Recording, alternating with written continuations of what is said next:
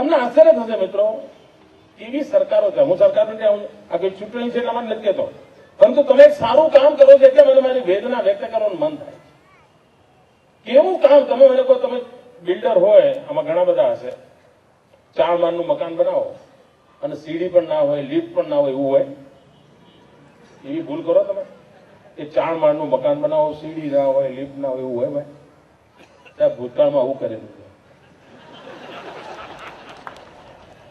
હું ઉદાહરણ આપું, આપણે ત્યાં દીકરીઓ શાળા એટલા માટે છોડી જતી હતી, કારણ શાળા બનાવી હોય, 5 રૂમની 7 રૂમની શાળા હોય, પણ ટોયલેટ ના બનાવી, અને એના કારણે 3જા ધોરણમાં દીકરી આવે એટલે જાગૃત સજાગ થઈ જાય, અને એક શરમના કારણે ટોયલેટના અભાવે શાળા છોડી દેતી. મને પીડા થાય કે આ ના કરી શકે આપણે, અને એ વખતે ટોયલેટ બનાવ્યો તો 1000 રૂપિયા બની ગયું હતું ભાઈ.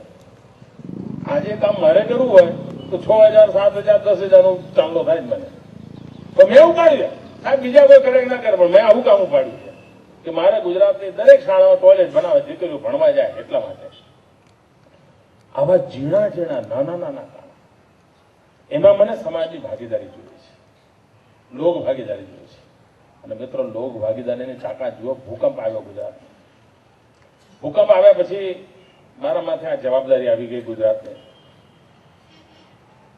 મારી સામે ચિંતા હતી, આ ભૂકંપમાંથી ગુજરાતને નોર્મલ કરવું, શું કરવું જોઈએ? અને ઈશ્વરે મને સુજાડ્યું કે પહેલું કામ આ કરો, શાળાઓ ચાલુ થાય.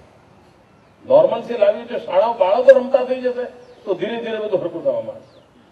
હવે શાળાના ઓરડા એટલા બનાવવાના હતા કે ગુજરાત 1960માં જન્મ્યું, તે ભૂકંપ આવ્યો ત્યાં સુધી કુલ ઓરડા બન્યા હતા, એટલા ઓરડા એટલા ભૂકંપમાં નવા બનાવવાના હતા. એવી સ્થિતિ આવી ગઈ.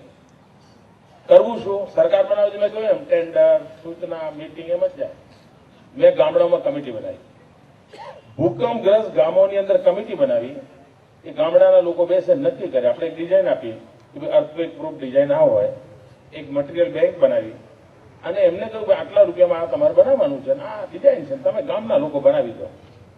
ભાઈઓ બહેનો, તમને જાણીને આનંદ થશે, આ ભૂકંપગ્રસ્ત ગામની અંદર શાળાના ઓરડા બનાવવાનું કામ સરકારે 5 કહ્યા હોય તો ગામના લોકો એને 6 બનાવ્યા, 7 બનાવ્યા. અમે નિશ્ચિત એરિયા કહ્યું હોય તો એમાં એમણે 6, 8, 10 ઇંચ, 12 ઇંચ એમાં ઉમેરો કરીને મોટા બનાવ્યા.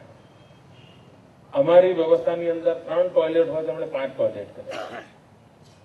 મટીરિયલ બેંકમાં મટીરિયલ લાયા, બધું કર્યા પછી પણ અનુભવ એવો છે સાહેબ, આ ગુજરાતના ભૂકંપગ્રસ્ત લોકો હતા, દરેકના ઘરમાં કોઈ કોઈ નુકસાન થયેલું હતું, પરંતુ સમાજ તરફથી, સરકાર તરફથી આ કામ મળ્યું છે. સમય કરતા વહેલા શાળાના ઓરડા બનાવ્યા, સરકાર બનાવે એના કરતા ઉત્તમ બનાવ્યા, જેવડા બનાવવા જોઈએ એના કરતા મોટા બનાવ્યા, કલ્પના હતી એના કરતા વધારે બનાવ્યા. અને એટલું જ નહીં, બચેલા 3 કરોડ રૂપિયા સરકારમાં જમા કરાયા. ભૂકંપગ્રસ્ત માણસ, એને ઈચ્છા ના થાય યાર આપણું કઈ ગોઠવી તો જોડે જોડે. સાહેબ, આ ગુજરાતની તાકાત છે, આ ગુજરાતના સામાન્ય માનવીની આ તાકાત છે.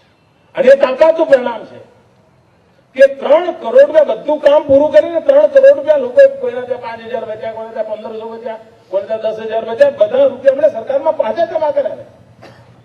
જે સમાજની આ શક્તિ હોય, એ શક્તિ આ રાજ્યને કેટલે ઊંચે લઈ જઈ શકે એનો તમે ને હું અંદાજ કરી શકીએ છીએ ભાઈઓ બહેનો. અને એટલા જ માટે હું સંપૂર્ણતયા સમાજને સમર્પિત વ્યક્તિ છું, સમાજની શક્તિનો સાક્ષાત્કાર કરનારો માનવી છું. અને આ સમાજની શક્તિ છે જે સમાજને બદલી શકતી હોય છે. ભાઈઓ બહેનો, આપ સૌએ જે કામ ઉપાડ્યું છે, તમારી પાસે રૂપિયા હોય અને તમે માનો કારખાનું કરો અને તમારા સમાજના છોકરાઓ નોકરી રાખો, કેટલાનું ભલું કરો? 100 જણનું ભલું કરી શકો. તમે માનો રાજનેતા હો, 5 વર્ષ રાજનેતા થઈ ક્યાંક બેઠા, તમે બહુ તો કેટલાનું ભલું કરી શકો? 100, 200, 500 લોકો. પણ ભાઈઓ, તમે જે રૂપિયો શિક્ષણમાં નાખ્યો છે ને, તમે પેઢીઓનું ભલું કરી શકો, પેઢીઓનું. મિત્રો, ચીનમાં એક કહેવત છે કે તમે વર્ષનો વિચાર કરો, અનાજ વાવો, 10 વર્ષનો વિચાર કરો, ફળના ઝાડ વાવો, પણ જો પેઢીઓનો વિચાર કરવો હોય તો મનુષ્ય ભાવો. ભાઈઓ બહેનો, તમે મનુષ્ય ભાવવાનું કામ કરો. આ કન્યા છાત્રાલય મનુષ્યની વાવણીનું કામ છે અને એમાંથી પેઢીઓ ઉભી થવાની છે, પેઢીઓ સંસ્કારિત થવાની છે, પેઢીઓ સામર્થ્યવાન થવાની છે. અને આ શક્તિ લઈને જયારે આપ આ કામે લાગો છો ત્યારે હું આપ સૌને અંતઃકરણપૂર્વક અભિનંદન આપું છું. રાજ્ય સરકારનું કામ આપ કરી રહ્યા છો એ બદલ આભાર માનું છું. અને પૂજ્ય સચ્ચિદાનંદજી મહારાજે મને જે આશીર્વાદ આપ્યા અને એમાં ખાસ બીજા બધાને ધોળી ચાદર આપી, મને કાળી આપી.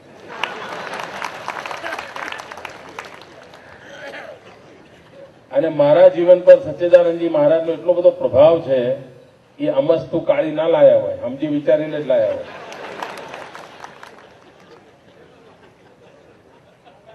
અને જે એમની અપેક્ષા છે કોઈ દાગ ન લાગે, એ દાગ નહીં લાગવા દો એ પૂરી શ્રદ્ધા સાથે ચાદર ઓઢી છે. મિત્રો, ફરી એકવાર પૂજ્ય સ્વામીજીના ચરણોમાં વંદન કરું છું. ધન્યવાદ.